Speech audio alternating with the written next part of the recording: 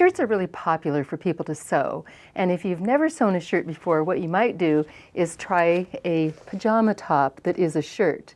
And something like this you can also sew out of cotton flannel, which is about the easiest fabric you could ever sew. And then you could just wear it to bed, no matter how it turns out. It can be just between you and your pillow. I have been designing shirts for McCall's for over 30 years, as well as other things, but we've always had a shirt in the line. And this one has been in for several years because it works for men and women. It's a unisex shirt. It's 4079, and I'm going to give numbers, but I do realize things lose their real estate in the pattern books eventually. But you can always go online to McCall's or Palmer Pletsch if you can't find the pattern and you want it. So this pattern it's a true shirt. It has the yoke in the back, some pleats. It has a slightly dropped shoulder because it's unisex, and men usually have a little bit of a dropped shoulder on their shirts. It has a collar and a stand. And this is a cotton that has a little bit of texture, but a lot of men like to wear a shirt that is lighter weight under a suit. And so they can buy a cotton that is a Pima or Egyptian cotton that is a long fiber, and the shirt fabric can be made a little bit thinner and lighter weight, and yet will be very strong. So that is that shirt. Now here I've made another one of our shirt patterns, very, very popular, but it is not unisex. It's McCall's 5433.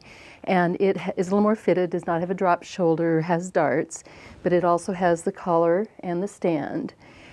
This one's out of a quite lightweight cotton, not quite the Sea Island weight, but one thing that I did know when I was going to make the shirt about the fabric is that I could see through it just a little bit. And I thought, so what am I going to wear under it? Well, I decided what I really wanted was a swimsuit cover-up, so that's what I made this for. This shirt is another style. It's called a convertible collar shirt, like you see in the Tommy Bahama line. And the pattern 4518 is for this pattern, and it is also unisex, so again, a little bit drop shoulder, pretty roomy throughout the chest area. And this is silk broadcloth. I love sewing silk broadcloth. It causes absolutely no problem at all. So if you want a little bit fancier shirt fabric, I can wash this even in the wash machine on the hand wash cycle, and it irons out beautifully, and it really doesn't wrinkle. I've worn this and I don't see any wrinkles. They've sort of fallen out. And the print also helps camouflage wrinkles. So keep that in mind if you're choosing a shirt fabric. You can make a shirt in 2 hours if you've made enough of them, and you can get really good results. One of the things that is really important, though, is the interfacing, because these fabrics are lighter weight, and in the old days when we used fusibles, we'd get little bubbles on the outside, or the interfacing would shrink a little bit after you washed it, and it didn't perform well.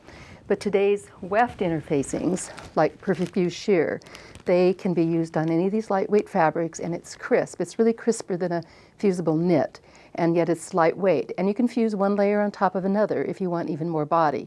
We pretty much always fuse to the upper collar and both bands. And I've got an example here of a shirt collar in a cotton that has Perfect Fuse fused to it. And then my silk shirt has Perfect Fused fused to the collar, and it's been washed and it came out beautifully. And Perfect Fuse Sheer also works on sheers. So if you have a sheer fabric and you want a nice crisp collar, just pick black or white to see which goes best, and make a test sample, of course, first. So let's go on to blouses. A blouse is really just a soft, softer, sometimes roomier kind of shirt with usually more fashion details.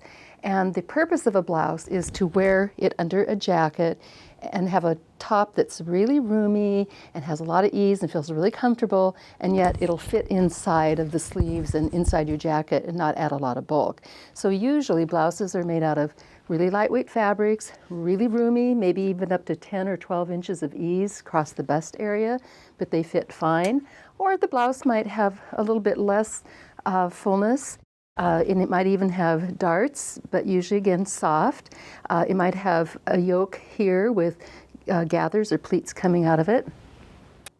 This is McCall's 6076, and this is a pattern that we designed specifically to teach people with full busts how to alter a pattern with princess lines for a full bust. The guide sheet has a lot of instructions, but also there's alteration lines printed on the pattern, so you might want to try that if you're full busted.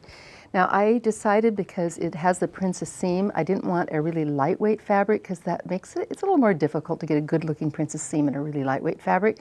So I chose the stretch cotton, and it has weight and give. Well, that give is nice for a fitted blouse, because you can drive and not have it pull across the back.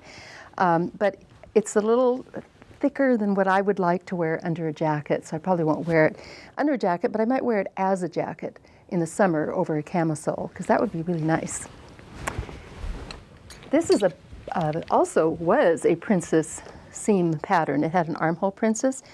No way did I want to make a armhole princess seam in silk charmeuse. I would have to deal with that seam, be careful, press it. It probably would show through in the seam allowances. So I just changed the design and got rid of that princess seam.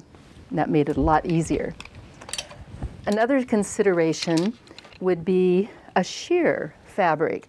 I really love this fabric. It's my eye color, and I don't often like to deal with sheers, because then I have to think about, what am I going to wear under it? Am I going to make a separate camisole? Well, I didn't really want to do that either. I just liked the print. So I underlined the fronts with China silk. And that was really easy to do. And I figured I'm wearing it under a jacket, so it's the front really that matters. I don't really care that much about the back, but I will have to think about what I'm going to do if I decide to wear it without a jacket over it.